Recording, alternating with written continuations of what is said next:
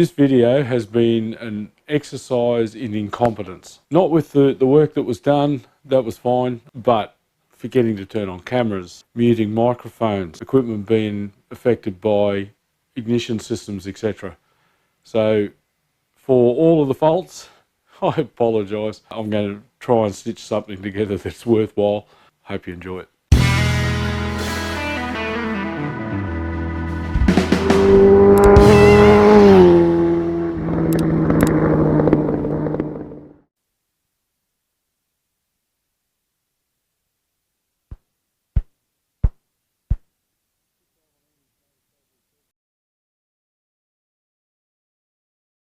This time on Andy's Motorcycle Obsessions, we try and dial the carburetors in on Bill's bike. G'day everybody, welcome back. We could have a bit of a challenge today because everybody in the unit complex has decided to set up camp outside my bloody door. Got kids out there playing and people in the garden and just enjoying life, and far be it for me to tell them to bugger off. Just to get you up to speed, I have been doing some work on the bike through the week, sort of breaking with tradition. Working on a school night. I haven't filmed any of it, but I managed to get the headlight and indicators going. That was fairly easy, as I suspected. I just disturbed the plug, so I got them sorted. The brake light, Ben Clopper, I just read your email, mate. Thank you very much. The GS1000 front brake light switches are adjustable, unbeknown to me. They're slotted, so you just back off the two screws, move the switch, and nip them back up again. I did that and it's better, but it still hangs. I tried it in both directions. It's not as bad as it was, like it doesn't just stay on. Quick flick of the lever and it will drop out. But I've already ordered the pressure switch that I talked about, so I'm just going to let that come and see how we go with it. The GS doesn't have nipples for setting up the carburetor balancing equipment, so you have to remove little M5 screws and fit these tubes. I've got a selection of different sizes, M6, M5. These are M5.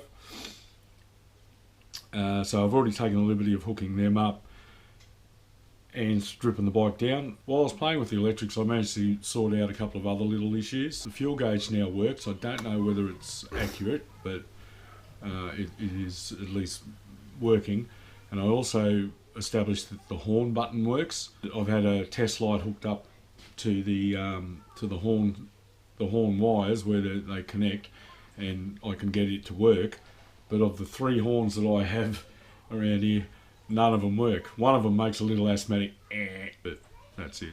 So in order to aid me, because I suffer from a condition known as CHS, or can't hear shit, so I need all the help I can get, and I like to use the Gunson ColorTunes. The bike's up to temp. I've already warmed it up. I'm going to have to open that noisy roller door very shortly because I can't have this running in here unventilated. So the first job I want to do is to just make sure that the idle screws are right, and because I do struggle to hear the differences in the RPMs, I like to use the ColorTune. So if you've never seen one of these before, essentially they're a glass. They're a glass, I won't say they're a spark plug because they're not really a spark plug. Well, we're splitting hairs. They work as a spark plug. They replace your spark plug while you're doing this tuning. But they don't have the same length, and you're not going to get the kernel and the flame propagation, flame front, the same as you will with your specified spark plug. But for the purpose of tuning at idle, they're pretty good. Right, so the idea is you screw them in like so, and you've got this extension bar, and then you plug that straight onto your spark plug lead. Now this will be a bit of a challenge because my experience is that when this is running, it makes such a racket through the microphone because of the interference from the spark plug, from the ColorTune assembly. It plays havoc with microphones. So if you can't hear me, I apologise. I'll just open the garage door, we'll fire it up, and we'll start dialing in carburetor number 1.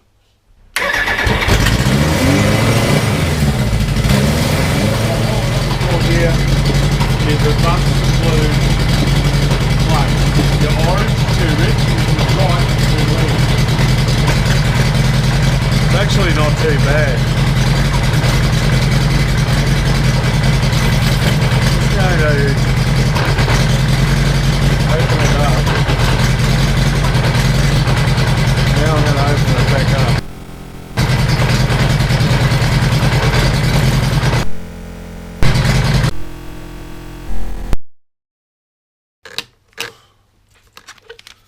It's actually killed my GoPro.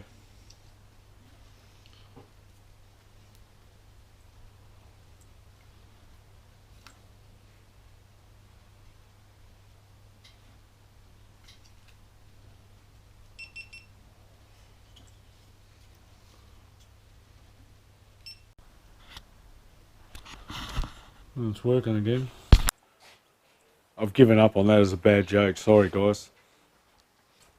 That was just a little bit too difficult to film. It fried one of my GoPros, it fried my microphone. So, needless to say, I've gone through, they're all now burning a nice Bunsen blue. So the next step is to do the synchronization. Now, just let me get this ready. If you're mad keen on seeing me do that carburetor adjustment with the ColorTune, there's a link in the corner popping out now that you can go and have a look at and watch me do that. Okay, so now the synchronization, I have a digital one, but this works exactly the same whether it's the analog gauges or the vertical bars in the manometer or ball system, whatever it is, it all works the same. The idea is now that we try and get all of those carburetors running at the same airspeed at idle.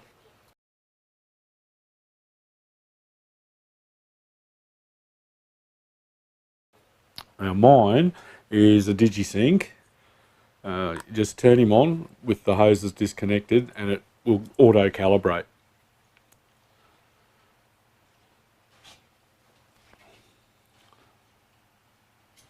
Not sure how well you can see, it's saying it's calibrating the sensors. Median value is 27, offset values, calibration passed. Bang, we're ready to go. So now I'll just connect all my hoses up. Alright, I think we're good to go. Let's start it.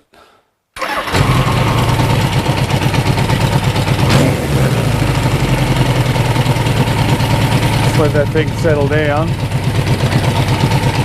Our RPM's a bit over 1,000 and that's, or thereabouts, starting to come down. I'll lift it up a bit.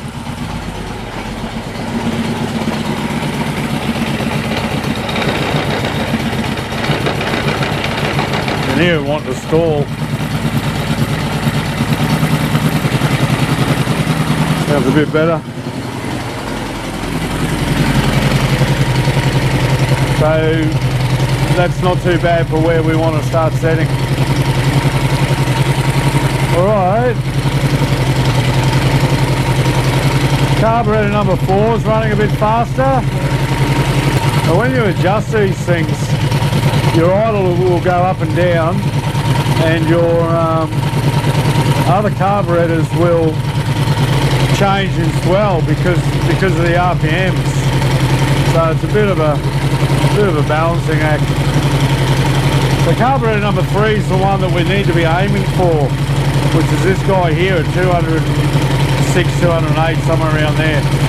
Because it's the master carburetor and all the others run off it. So right now I'm going to try and bring 4, which is this one, to 3.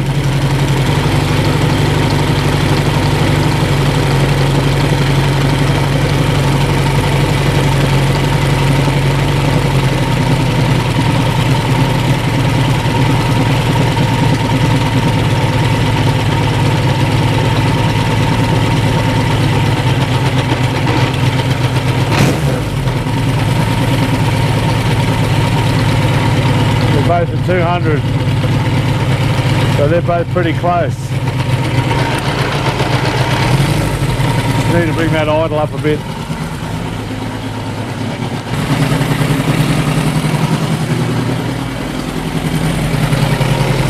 Right.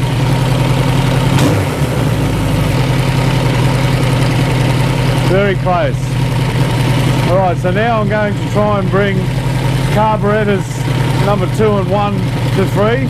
We'll start with 2. One will come with it because they're both being operated together, and then we'll do 1 to 2.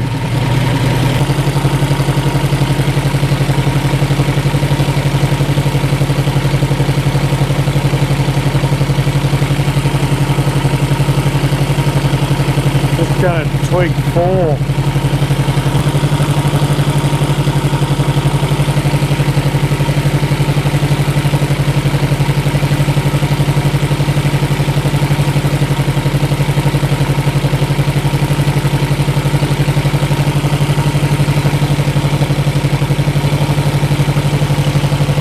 Alright, let's try and bring 1 into play.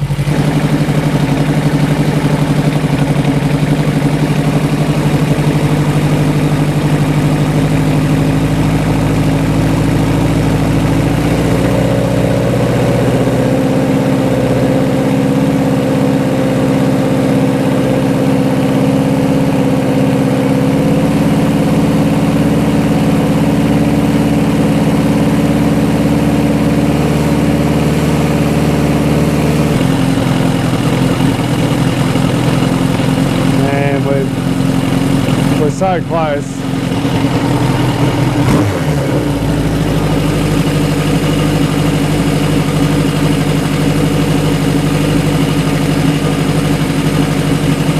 One and 2 are very much close. 3 is very. 1 and 2 are close to 3. Because this is 3 decimal places.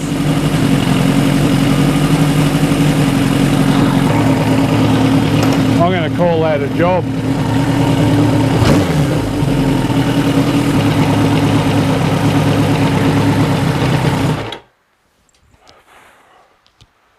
Despite the fact I've got a fan going here, that's getting a bit hot.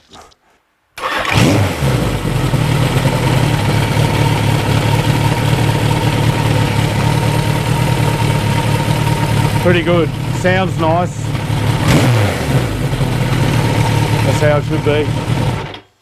So, what I'm going to do now is button it all up, put the bike back together, because I've got a special guest coming this afternoon and I'm going to let him go and have a test ride. So the special guest rider was actually Mick, Bill's son, not Bill.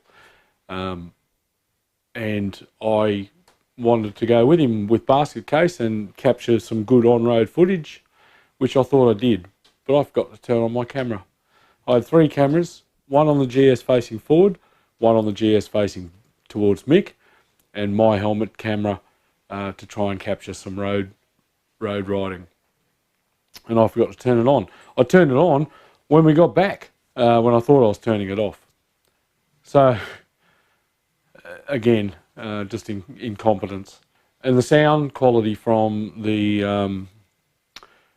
2 GoPros mounted on the GS is terrible, because when you clamp them directly to the motorcycle, you get a lot of resonance back. You can hear the forks moving up and down, because I had one clamped on the stanchion bar, the other one clamped on the handlebars and kept tipping back, and it was a bit of a disaster. So I apologise, but I'll try and stitch something together.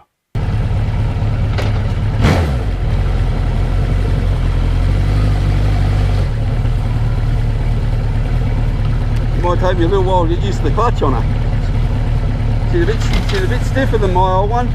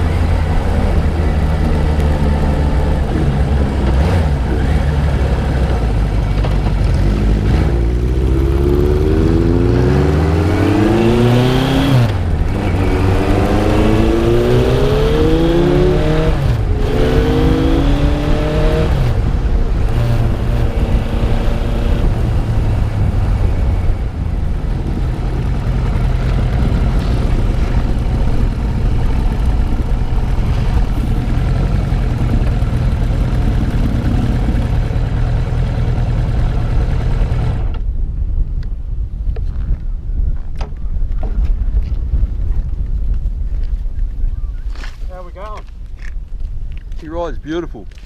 Taking a little bit of time to get used to the clutch on it because it's a lot stiffer than my old one was. Doesn't seem to release, doesn't spring back like my old one. But apart from that, she's got plenty of poke. Yeah. She goes well. Yes. Goes very well. Nice, easy bike to ride. I think your dad will be happy, mate. Mate, yeah, it's very smooth. I mean, once you get used to it, like I say, the clutch is very different to my old CBR. Yep. That was a lot lighter. Yep. But apart from that, yeah, I don't find the clutch too bad because the XS is pretty heavy. Yeah, but it's heavier than my old CBR, but still, once you got used to it, Brakes feel good. Brakes feel real good. Yep. Steering feels real good. Yep. It's nice smooth power. Yep. Really smooth power. Yep. Yeah. Carbs are nice now. Actually, So yeah, it seems to really tick along nicely. there you go, viewers. All synchronised and tuned and running lovely. When she's all cleaned up and looking sweet, it's going to be a nice looking bike. Yeah. For, like you say, for a resurrection, not a restoration. That's it. It's I can't believe how good she goes. Yep. Yeah, very smooth. It's a far cry from what it was, mate. I got to say, it was terrible to ride. I reckon she was only one step away from being in a trash compactor. It was dangerous. I think it was dangerous. Yeah. No, well, that's the first time I've ridden a bike since I sold my Fireblade. Yep. And that's probably 5 years ago now. Yeah. And she's an easy bike to ride. Yeah. Yep. So no, she goes real well. He'll be able to get on this and enjoy it for years to come, Mick. Oh, and he can go about his business now, tidying it up. Yeah, he can do what he wants to do with all the the little cosmetic things. Exactly right. He can put his little spin on it. Yeah. No, I can't believe how well she goes though. You've done a great job of her. My word, yeah. Thanks, mate. Done a great job of it. All right, so let's keep moving, shall we? All right, too easy. All right.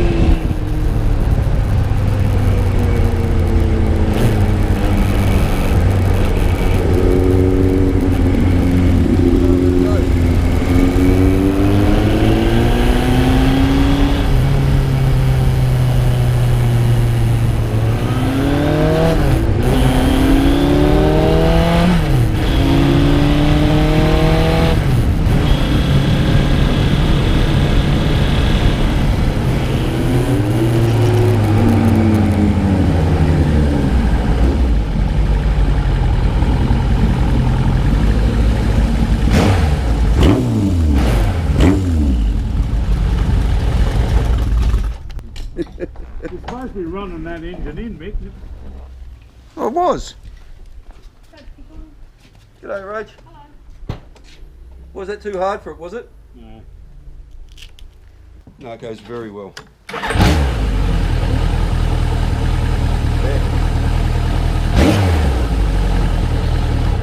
He's done a good job. Almost as good as a Honda, my love. Really? I think he'll be fine with it.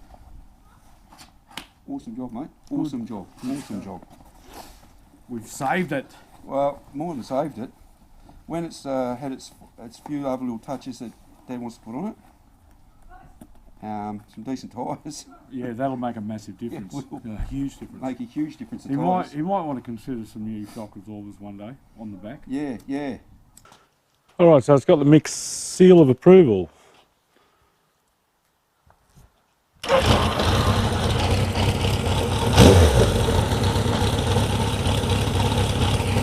Sweet as a nut.